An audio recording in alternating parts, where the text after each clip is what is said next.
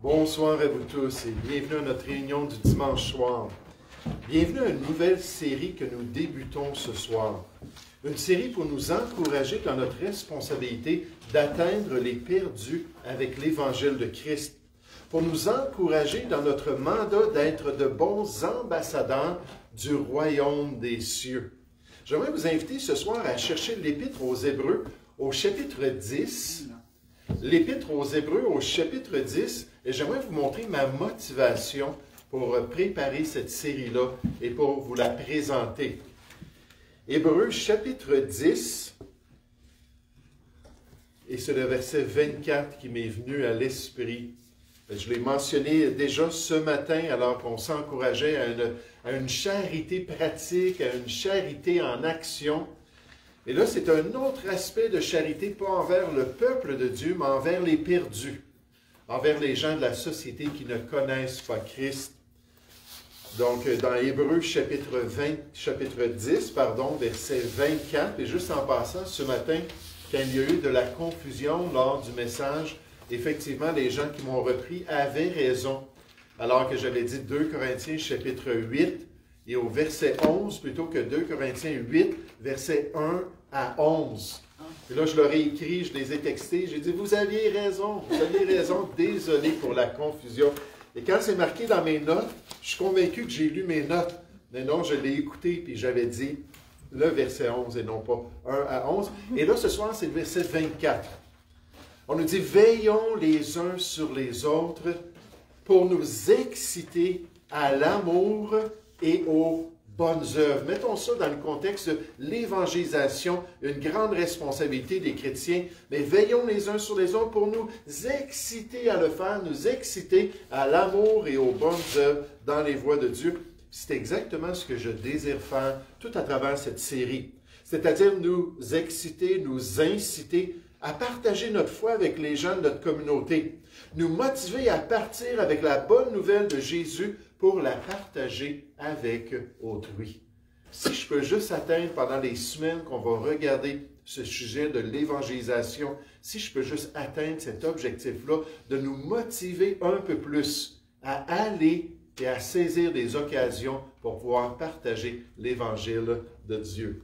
Et on a une feuille de travail, juste en passant, pour nous aider à garder des notes, à conserver des notes sur ce sujet important.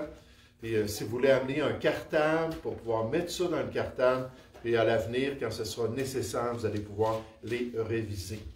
Donc, le premier principe sur l'évangélisation des perdus ce soir est probablement le plus important. Je m'attends qu'on va voir des dizaines et des dizaines de principes. On va considérer l'évangélisation sur toutes sortes d'angles. Mais probablement que ce premier principe-là, c'est le principe le plus important à retenir et c'est le principe de l'obéissance. Le principe de l'obéissance. Le mandat de l'évangélisation des perdus est basé sur des commandements clairs du Nouveau Testament, des commandements que Dieu nous donne, sur des instructions sans équivoque concernant notre tâche en tant que chrétiens, sur des ordres de la tête de l'Église même, qui nous envoie dans ce monde pour pointer les gens vers le plan du salut de Dieu. Des instructions à retenir, mais surtout à pratiquer tout au long de notre course chrétienne pour accomplir cette grande responsabilité de l'évangélisation des perdus. Et par exemple, là, on n'ira pas voir ces différents passages-là à la fin des évangiles qui présentent la grande mission, parce que des fois, les gens interprètent ça comme se limitant, quand on parle de l'hyper-contextualisation, c'est-à-dire qu'on regarde tellement un passage sans considérer le restant de la Bible, que là, on arrive à des conclusions des fois erronées. Et il y a des gens qui disent, oui, mais ça, c'était pour les apôtres, à leur époque, que Jésus leur a donné ce grand mandat-là. Mais qu'est-ce que Jésus leur a dit? Il leur a dit, allez, allez, allez. Partez avec la bonne nouvelle, puis allez prêcher ce message-là à toutes les nations. Il nous appelle à atteindre les inconvertis avec la vérité de Dieu. C'est son commandement pour chacun de nous. C'est son ordre pour ses fidèles serviteurs. Puis comme je l'ai dit, on n'ira pas dans ces passages-là parce que des fois, ils sont mal interprétés. Mais vous allez voir, il y a amplement d'autres passages qui sont très clairs et qui s'adressent à nous en tant que chrétiens. Son ordre pour ses fidèles serviteurs, l'obéissance qu'il désire dans chacune de nos vies. Ça, peu importe le défi que ce mandat d'évangélisation comporte dans la vie des chrétiens. Dieu s'attend à cela de chacun de ses enfants. L'évangéliste Larry Moyer, puis juste en passant, tout à travers cette série, des choses que je vous présente, ce n'est pas original de moi. C'est des choses que j'ai lues dans des exemples, que j'ai lus dans des écrits d'évangélistes puis de serviteurs de Dieu. Puis je veux juste vous mentionner, ce n'est pas ma sagesse puis mon expérience, mais ce sont des gens qui sont consacrés à l'évangélisation, qui partagent ça, qui encouragent les chrétiens. Puis nécessairement, je prends leur matériel, puis là, j'essaie de vous encourager aussi à être obéissants. Et donc, l'évangéliste Larry Moyer dit, tout débute par l'obéissance. Cela n'est nulle part aussi vrai que dans le domaine de l'évangélisation. Sans un point de départ, nous laissons les peurs et les insécurités nous empêcher d'accomplir cette grande mission. Combien de fois a-t-on entendu les remarques suivantes dans l'évangélisation, ou peut-être vous les avez même mentionnées vous-même? Oh, j'aurais tellement aimé savoir comment orienter une discussion avec un non-sauvé vers les choses spirituelles. Si j'avais été en mesure de le faire, peut-être dans ma vie chrétienne, j'aurais plus évangélisé. Oh, j'ai tellement peur. Si je pouvais mieux gérer le rejet des gens, alors j'irais évangéliser ceux qui ont besoin de Jésus. Si un jour j'apprenais à répondre à toutes les questions, puis toutes les objections que les gens ont contre la parole de Dieu, je sais qu'à ce moment-là, je serais prêt à aller évangéliser ceux qui ont besoin d'entendre parler du salut. Je vais étudier ce que dit le Nouveau Testament à propos de l'évangélisation.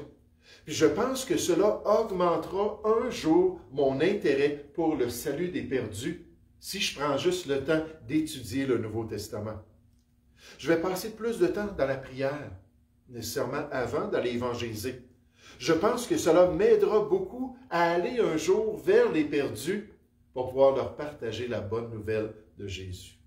Toujours cet évangéliste, il nous dit, tout cela est bon et tout cela est approprié. Cependant, aucun de ces éléments ne constitue le point de départ. Et le point de départ pour l'évangélisation, c'est un choix de cœur d'être prêt à obéir à mon Sauveur et à accomplir ce que lui veut ici-bas sur la terre, avec ce désir d'obéissance. Un jour, un évangéliste est allé dans un gros collège biblique. Puis dans un des cours qu'il enseignait, quelqu'un a levé la main. Puis il a dit, on le sait, on a entendu parler de cela, vous avez une réputation après des décennies dans l'œuvre de l'évangélisation. On le sait que vous avez eu beaucoup de succès. Dieu vous a utilisé. Qu'est-ce qui était la chose la plus importante pour amener toutes ces personnes-là au Seigneur? Puis il a dit, bien, c'est pas compliqué. Il dit, j'ai choisi dans mon horaire un jour particulier, puis une heure particulière. Puis là, j'ai dit, Seigneur, je te réserve cela pour aller à chaque semaine évangéliser les perdus. Ce qu'il est en train de dire, finalement, c'est qu'il faut absolument que je sois déterminé, il faut absolument que je le désire de tout cœur d'évangéliser. Et je vais mettre ça dans mon horaire, ça va être un incontournable de ma responsabilité d'aller prêcher l'Évangile pour que les gens puissent être sauvés. Cherchons ensemble un beau passage dans la deuxième épître aux Corinthiens. La deuxième épître aux Corinthiens, au chapitre 5. 2 Corinthiens, au chapitre 5, à partir du verset 17 jusqu'au verset 20. Je vais le répéter, comme ça je vais m'assurer de ne pas me mélanger. 2 Corinthiens 5, verset 17 jusqu'au verset 20. 2 Corinthiens 5, verset 17. Si quelqu'un est en Christ, il est une nouvelle créature. Les choses anciennes sont passées, voici, toutes choses sont devenues nouvelles. Donc un passage bien connu, un passage tellement merveilleux de tout le potentiel de cette nouvelle vie-là en Jésus-Christ. Mais on n'arrête pas avec le verset 17. Regardez au verset 18. Et tout cela vient de Dieu. C'est l'œuvre de Dieu. C'est lui le maître de la moisson, qui nous a réconciliés avec lui par Christ. Gloire à Dieu. C'est un fait historique. Juste en passant, si quelqu'un a de la misère à évangéliser, peut-être c'est parce que la personne n'a pas reçu elle-même le salut en Jésus-Christ. Qu'elle ne peut pas rendre témoignage de ce que Jésus a fait dans sa vie. Et à ce moment-là, c'est normal. C'est normal qu'elle n'ait pas de hardiesse, qu'elle n'ait pas de zèle pour aller partager la bonne nouvelle. Mais on nous dit, l'œuvre de Dieu qui nous a réconciliés avec lui par Christ est remarquée. Et qui nous a donné quoi? Le ministère. Le ministère de la réconciliation. Dans l'œuvre de Dieu, nous sommes co-ouvriers avec lui. C'est ça son plan. Il n'a pas envoyé des anges ici-bas sur la terre pour prêcher l'Évangile. Il n'a pas choisi une autre manière de révéler sa voix que d'utiliser son Église. Il nous a réconciliés, puis après ça, il dit, tiens, je vous donne un cadeau aux chrétiens, aux enfants de Dieu, à l'Église de Jésus-Christ, ce ministère de réconciliation, verset 19. Car Dieu était en Christ. Juste en passant, le passage ici ne parle pas aux apôtres. Le passage ne se limite pas aux apôtres de Christ. Là, c'est Paul qui parle à une Église chrétienne, qui parle à des enfants de Dieu dans une assemblée chrétienne. Car Dieu était en Christ, réconciliant le monde avec lui-même, en n'imputant point aux hommes leurs offenses. Et il a mis en nous quoi? La parole. La parole de la réconciliation. Puis là, on décrit cela.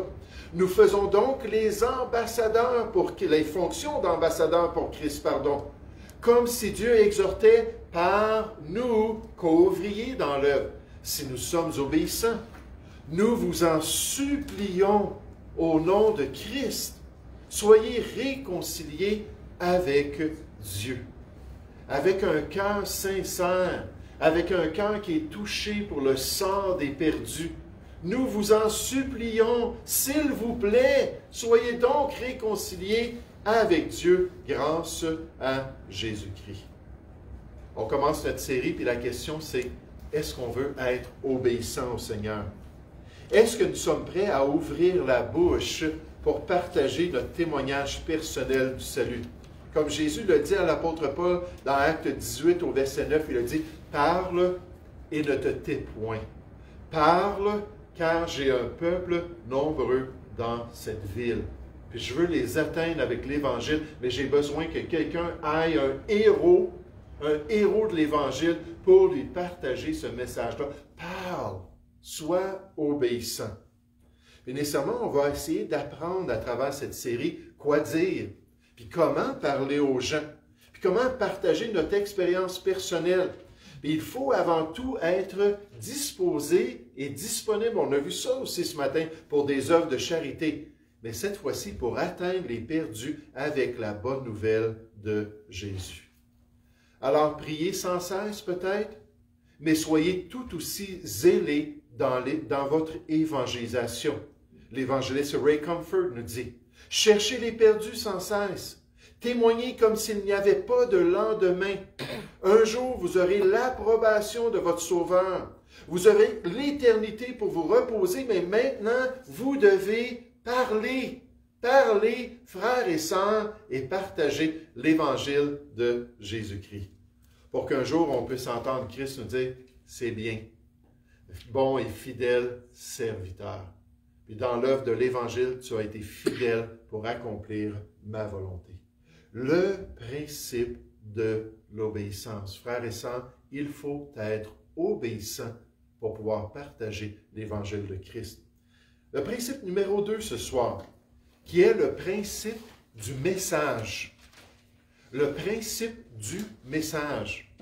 C'est-à-dire le fait qu'il faut respecter le message du salut comme il se trouve dans les Écritures.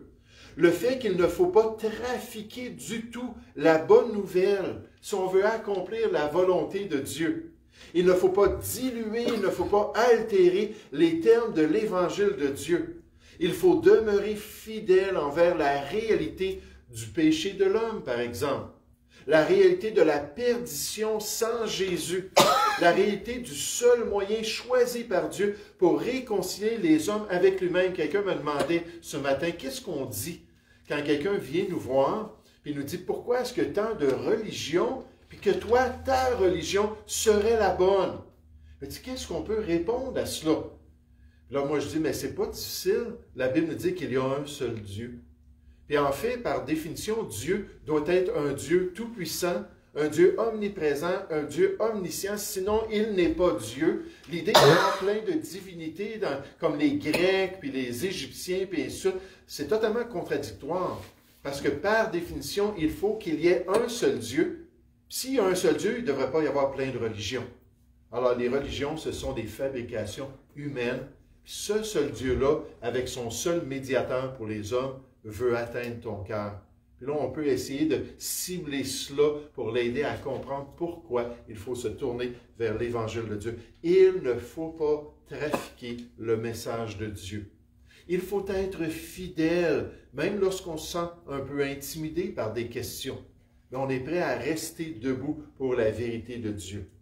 On se rappelle tous comment des Juifs étaient entrés dans les églises de la Galatie et comment ils avaient, d'après les Écritures, altéré ou modifié l'Évangile de Christ. Galates 1 au verset 7 nous partage ça.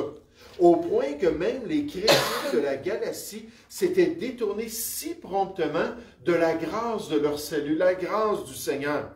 Et que c'était possible pour certains d'entre eux qui avaient peut-être pas connu l'Évangile quand Paul le prêchait, mais qui étaient dans ce groupe de personnes-là.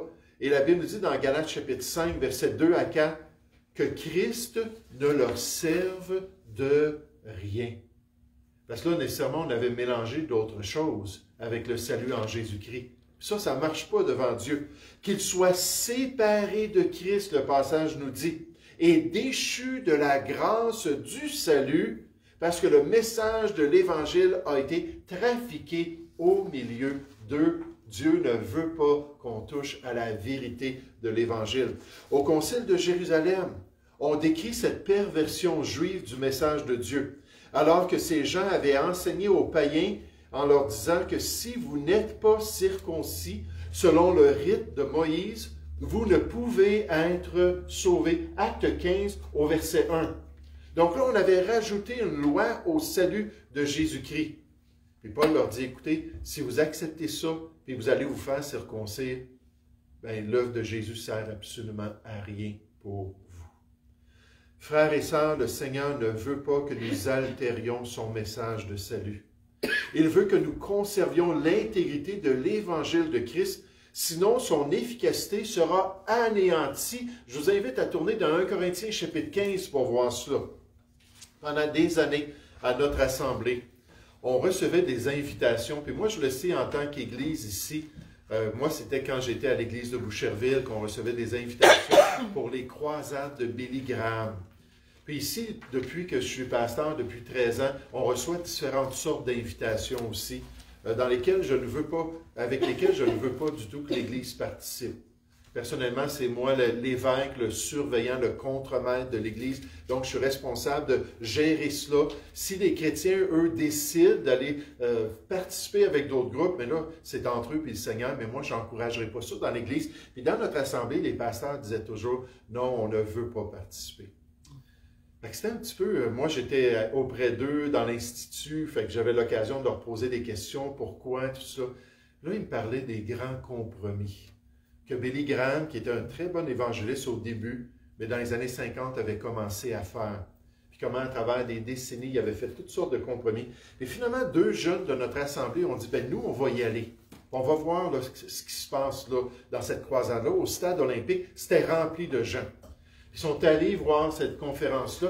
Puis après, un très bon message, c'était le beau-frère de Billy Graham. Billy Graham était malade à ce moment-là. Son beau-frère prêchait l'Évangile, puis c'était très bon. Puis après ça, il a invité des gens qui aimeraient ça, venir à Christ, de descendre, puis aller avoir des conseillers pour leur expliquer l'Évangile, tout ça. Fait que ces deux jeunes hommes-là sont descendus, puis en face de leur rangée, ça a donné qu'il y avait deux dames qui étaient là, puis c'était évident dans leurs vêtements que c'était deux sœurs catholiques. On dit, wow, c'est un peu bizarre ça. OK, on va aller les voir pour voir qu'est-ce qu'elles ont à dire. Puis là, ils sont arrivés, puis on dit, hey, madame, on vient d'entendre le message de l'Évangile, puis là, on veut savoir qu'est-ce qu'on doit faire. Puis là, la femme, elle dit, ben, vous êtes à la bonne place. Elle dit, bravo. Elle dit, est-ce que, quand vous étiez bébé, vous avez été baptisé? Là, tous les deux savaient que oui, mais pour eux, ça n'avait rien, ça n'avait aucune valeur. Mais ils ont dit, oui, oui, on a été baptisés. Elle a dit, bravo. Donc, le péché original avait été couvert. Puis elle dit, maintenant, est-ce que vous servez Dieu dans une église locale? Fait qu'ils ont dit, oui, oui. Elle dit, bon, mais gloire à Dieu, vous êtes sur la route du paradis. Suivant. Là, ils sont partis. Dimanche après, ils sont revenus. Ils ont levé la main aux actions de grâce. Ils ont dit, pasteur, vous aviez raison. C'est pas la question si le pasteur a raison. C'est pas ça le point, là. Mais qu'il ne faut pas trafiquer, il ne faut pas se mélanger. 2 Corinthiens 6, 14, ça dit de ne pas faire l'œuvre de Dieu avec des mauvaises influences, des gens qui ne connaissent même pas l'Évangile de Dieu. Et malheureusement, ce ministère-là, c'est exactement ce qu'il a fait. Puis gloire à Dieu, Billy Graham a emmené beaucoup de gens au Seigneur. Mais Dieu ne veut pas qu'on altère son message puis qu'on mélange les choses. 1 Corinthiens chapitre 15, remarquez au verset 1. Paul dit, je vous rappelle, frères, juste pour être certain, je vous rappelle l'Évangile que je vous ai annoncé. Donc, un apôtre qui est allé et qui a partagé ça dans l'évangélisation des masses. Il dit que vous avez reçu cet Évangile-là, vous l'avez reçu, et dans lequel vous avez persévéré et par lequel vous êtes sauvés. Il dit, je sais que vous êtes sauvés, c'est la puissance de Dieu pour le salut de quiconque croit. Il dit, par lequel vous êtes sauvés, mais là ensuite ça continue en disant, si. Donc, il y a une condition. Si vous le retenez, cet évangile-là, dans les termes où je vous l'ai annoncé. Puis il dit, autrement, si vous n'avez pas cette condition-là d'avoir retenu le vrai message, d'avoir accepté la vraie nouvelle du Seigneur, puis là, vous avez reçu ça dans votre vie, il dit, si ce n'est pas le cas, mais il dit, autrement, vous auriez cru en vain.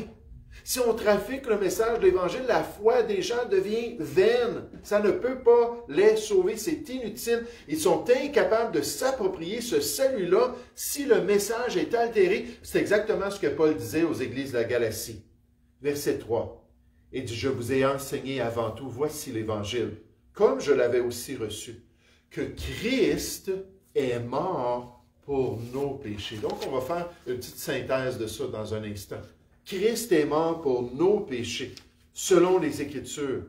Il a été enseveli et il est ressuscité des morts le troisième jour. Romains 4 au verset 25, ça nous dit qu'il est ressuscité pour notre salut, notre justification, selon les Écritures. Il est apparu à Céphas, puis aux 12 ensuite. Il est apparu à plus de 500 frères à la fois, dont la plupart sont encore vivants. Allez leur demander. Allez voir si c'est bien vrai que Jésus est ressuscité, et dont quelques-uns sont morts. Ensuite, il est apparu à Jacques, puis à tous les apôtres. Après eux tous, il m'est aussi apparu à moi, comme à l'avorton. Car je suis le moindre des apôtres, je ne suis pas digne d'être appelé apôtre, parce que j'ai persécuté l'Église de Dieu. Il dit, c'est ça l'Évangile de Dieu. Alors, qu'est-ce que ça inclut, l'Évangile? En gros, ça inclut le concept du péché. Il ne faut pas avoir peur de parler du péché. Christ est mort pour nos péchés, la Bible nous dit. C'est quoi le péché? 1 Jean 3, verset 4, c'est la transgression de la loi de Dieu. Les exigences des commandements de Dieu, comme « tu ne mentiras point », comme tu ne convoiteras point, comme tu ne voleras point, comme tu ne tueras point, comme honore ton père et ta mère. À chaque fois qu'on fait quelque chose qui est contraire à ce que Dieu nous a révélé être sa volonté et sa justice, mais on commet un péché. Jean 4, 17 nous dit que si on fait quelque chose sachant que c'est mal, on le fait quand même, on commet un péché. D'aller contre notre conscience, c'est commettre un péché devant Dieu. Et donc, il faut parler du péché. Paul dit, c'est inclus ici. Ensuite, on voit le salaire du péché. Ce que le péché mérite, ce que Dieu nous donne à cause de notre péché. On nous dit, Christ est mort. Puis il a subi notre salaire. Le salaire du péché, Romains 6, 23, c'est la mort. Il faut faire réaliser aux gens qu'ils vont mourir un jour. Ils vont quitter ce monde. Puis non seulement ils auront une mort physique, mais aussi ils auront une mort éternelle. Puis ils vont être éloignés de Dieu pendant toute l'éternité. Donc le péché, le salaire du péché. Ensuite, on voit la mort expiatoire de Jésus. Christ est mort pour nos péchés. Donc lui, il a été jugé à notre place pour nous permettre d'être sauvés. Et nécessairement, on voit la résurrection comme preuve de l'acceptation du salut en Jésus-Christ. Christ est ressuscité le 3e jour selon les Écritures.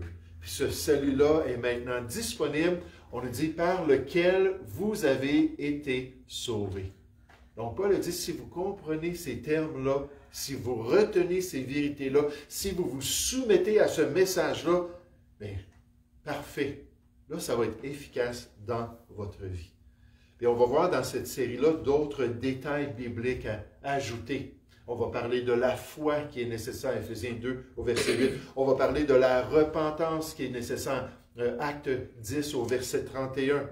La réalité de la damnation dans plusieurs passages des Écritures, de ceux qui ne connaissent pas Dieu, qui n'obéissent pas à l'Évangile du Seigneur Jésus. Et s'ils meurent un jour sans Jésus-Christ, alors il s'en va dans un endroit qui est communément appelé l'enfer. Nécessairement, ce n'est pas un terme biblique. Le lac de feu, la géhenne, puis ainsi de suite. Mais cette réalité d'une damnation éternelle de ceux qui ne connaissent pas le Seigneur. Il ne faut pas avoir peur de dire cela. Il ne faut pas avoir peur de présenter cette réalité-là pour sensibiliser les gens sur le sérieux de la question. Qu'ils puissent voir, là, c'est mon éternité même qui est dans la balance des choses, pour qu'ils puissent se tourner vers la bonne nouvelle de Jésus-Christ. Un évangéliste nous dit, je ne pouvais m'empêcher de soupçonner que cet homme avait du mal à prononcer le mot « enfer ». Cela est compréhensible dans le climat actuel de soi-disant tolérance envers toutes les religions ou envers toutes les croyances. Beaucoup ne veulent pas croire qu'un tel endroit existe. Cependant, Jésus, mon Sauveur, n'a pas hésité à prononcer ce mot. En parlant d'enfer, là, c'est un anglophone. Dans la version anglaise de la King James, c'est marqué « hell », mais le mot « Gehenna » souvent est traduit en français « la géhenne ». C'est la même chose, le lac de feu éternel. Puis quand on regarde le ministère du Seigneur Jésus, il a parlé plus de la géhenne qu'il a parlé du royaume de Dieu et de la gloire des sauvés. Il revenait sur cette réalité-là. Jésus n'a pas hésité à prononcer ce mot. Et nous ne devrions pas non plus le faire. Pourquoi évitions-nous d'utiliser ce mot si nous essayons d'éveiller les pécheurs à leur terrible sort? C'est une des raisons pourquoi la loi vient nous condamner, la loi vient nous montrer que nous sommes coupables, puis vient nous porter vers la solution en Jésus-Christ, d'après Galates 3, verset 24. Mais pourquoi est-ce que j'éviterais ça? Éviterait-on d'utiliser le mot « feu » si quelqu'un est endormi dans une maison qui est enflammée? On crierait, n'est-ce pas, « Au feu! Au feu! » Ce mot même serait assez pour le faire lever et lui permettre de courir et d'échapper à ces flammes. Et dans le domaine spirituel, nous devrions aussi utiliser ce mot de la damnation pour aider les gens à être conscients de la réalité spirituelle. On vit dans un monde confortable, on vit dans une société où on possède tout, en tout cas pour l'instant, on possède tout ce qu'on a besoin, puis les gens sont heureux, puis ont une espérance de vie. Mais il y a une réalité que la colère de Dieu, Jean 3, 36, est comme un ombrage au-dessus de leur tête, qui les accompagne, jusqu'à temps qu'ils meurent, puis après la mort, vient le jugement de Dieu. Et là, on veut les sensibiliser. On doit veiller sur le ton qu'on utilise lorsqu'on parle de la réalité de l'éternité sans Dieu. On dit bien que si les gens ne peuvent pas voir les larmes dans nos yeux, ils devraient pouvoir entendre les larmes dans notre voix. L'évangéliste Ray Comfort. Oh, il ne faut pas changer le message de l'Évangile. Il faut demeurer fidèle au terme même du salut tel qu'on le retrouve dans la parole de Dieu. Dans les bonnes intentions, leurs bonnes intentions, notre auteur nous dit d'atteindre les perdus. Certaines églises tentent de rendre le christianisme plus attrayant en présentant une vision erronée de l'œuvre de Dieu et en présentant de fausses attentes de ce que ça signifie de devenir un chrétien. Et tout de suite, j'ai pensé à l'évangile de la prospérité. Là, il ne faut pas se leurrer, dans les milieux évangéliques, c'est le message de l'Évangile le plus populaire à travers le monde. Là, je ne parle pas des églises bibliques qui sont vraiment fidèles à la parole de Dieu. On ne dirait pas cela. Mais quand on regarde ce qui est enseigné dans la plupart des nations, c'est souvent ça qu'on utilise, qu'on a une ambition pour amener les gens à se tourner vers Dieu, puis là, à dépendre de Dieu, mais avec un vrai salut loin de là. Donc, il continue. Venez à Christ et il va changer votre mariage. Avec lui, vous pouvez connaître la prospérité et jamais la pauvreté. Fatigué et seul, il va changer tout cela. Fatigué d'être égoïste, venez à Christ et il vous rendra altruiste. En réalité, le message que nous devrions présenter aux perdus est que nous sommes tous des pécheurs, que Christ est mort pour notre salut et il est ressuscité et que grâce à notre foi personnelle en lui seul, nous pouvons recevoir son don gratuit de la vie éternelle. Dieu a de la compassion pour toutes nos blessures et finira par nous guérir, sinon maintenant, alors quand Christ reviendra, mais la solitude et les mariages brisés ne sont pas le problème visé par l'Évangile de Jésus-Christ. C'est plutôt la question de notre destinée éternelle. Que disons-nous aux perdus lorsqu'on essaie de les évangéliser avec la parole de Dieu?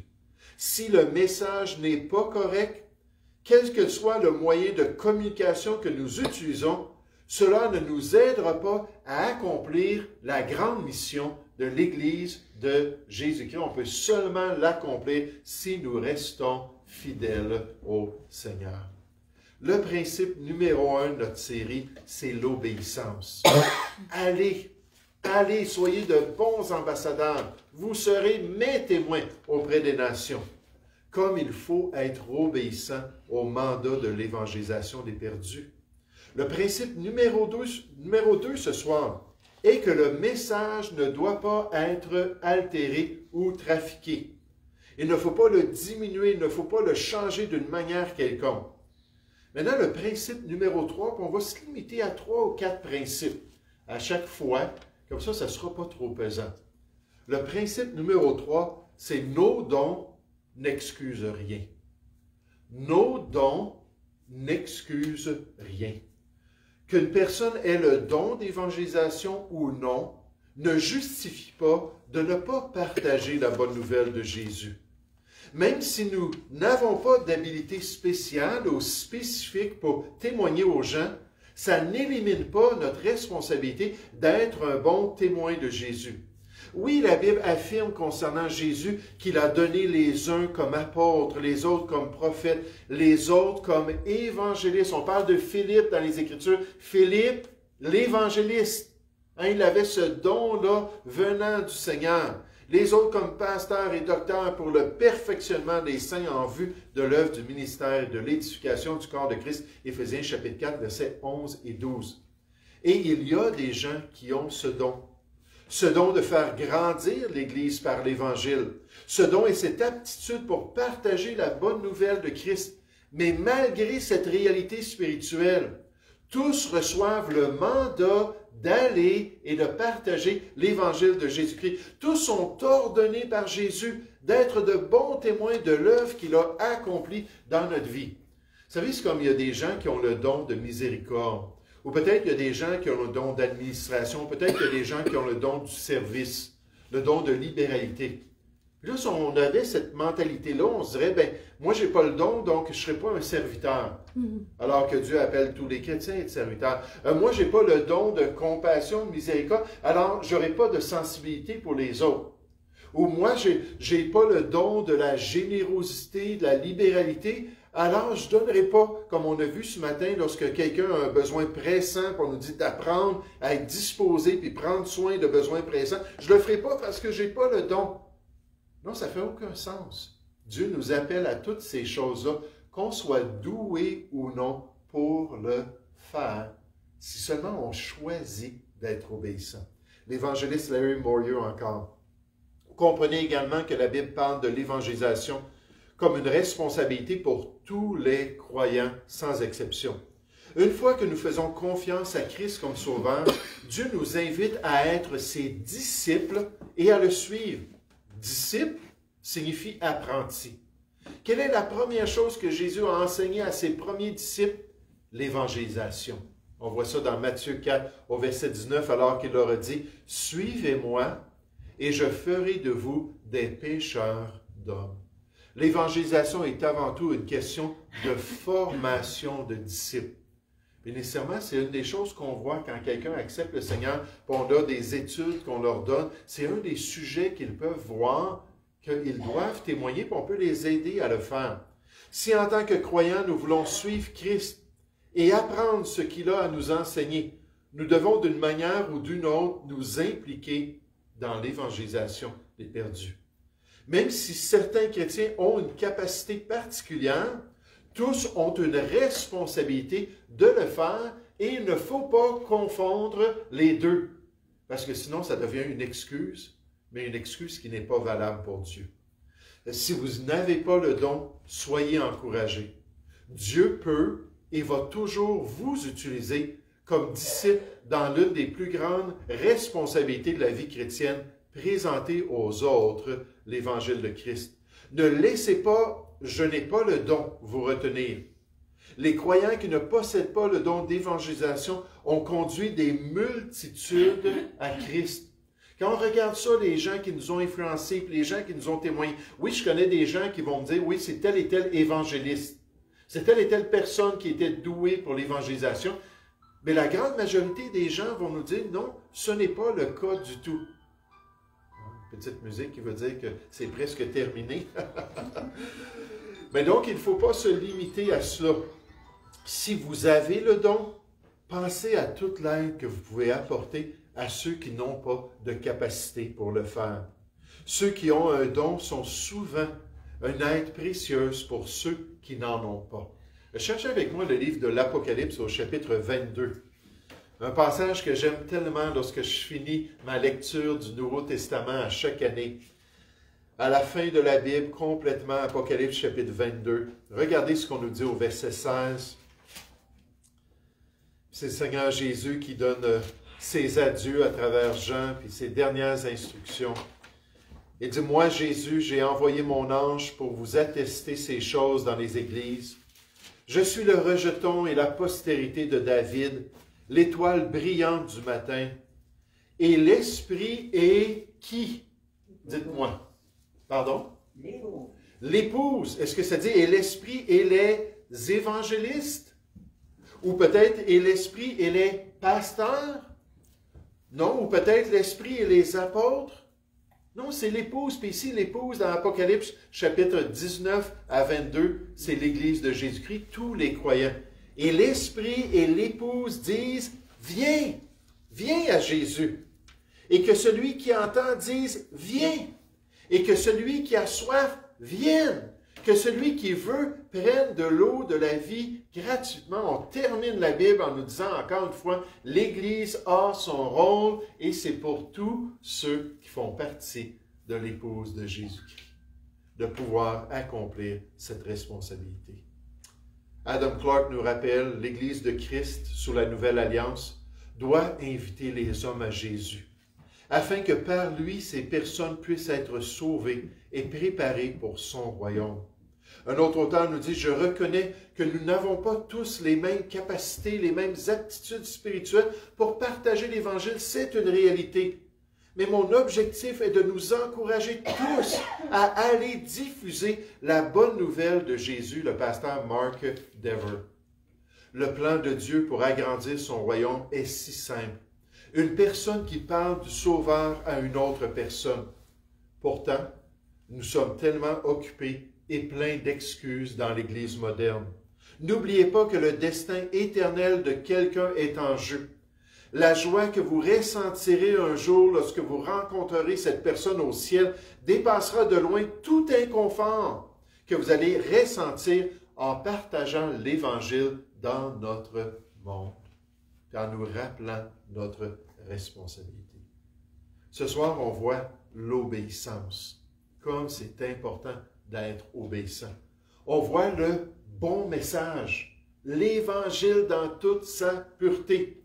On voit que peu importe nos dons spirituels, Dieu nous dit, oui, c'est aussi pour toi. On s'attend de ça du pasteur, on s'attend de ça de ceux qui ont le don. Non, Dieu dit, non, c'est aussi pour toi. Je te donne cette responsabilité pour nous encourager à partir tous ensemble avec cette bonne nouvelle de notre Sauveur, puis de le partager à tous ceux que nous rencontrons dans notre vie et pour la gloire de Dieu. Et pour le restant de cette série, on va se fonder sur ces principes-là, puis on va continuer à regarder toutes sortes de principes pour nous aider à atteindre cette responsabilité-là. Et pour terminer ce soir, on va juste prier ensemble.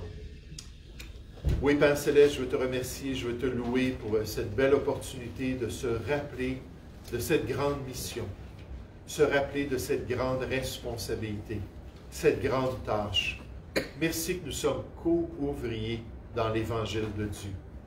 Et Père Céleste, merci que tu nous guides et que tu nous permets d'être obéissants, de grandir en grâce, Seigneur, de surmonter, comme on va le voir, notre timidité, de saisir la puissance de l'Esprit de Dieu pour le faire, de pouvoir avoir de plus en plus d'expérience et de liberté pour partager cette bonne nouvelle. Et Seigneur, de pouvoir pointer les gens dans la bonne direction. Tout ce qu'il y a sur la voie large les pointe vers la perdition. Mais nous, on peut les pointer vers la voie étroite qui mène à la vie. Père Céleste, je te prie que tu puisses travailler dans nos cœurs. Je te prie que tu puisses te manifester. Je te prie que dans ces derniers temps, Seigneur, combien de temps est-ce qu'on a avant l'enlèvement? On n'a aucune idée. Mais dans ces derniers temps, qu'on puisse déterminer un temps, qu'on puisse choisir un moment et qu'on puisse pratiquer cette grande mission que tu as donnée à ton Église. Père, nous te prions au nom du Seigneur Jésus. Amen.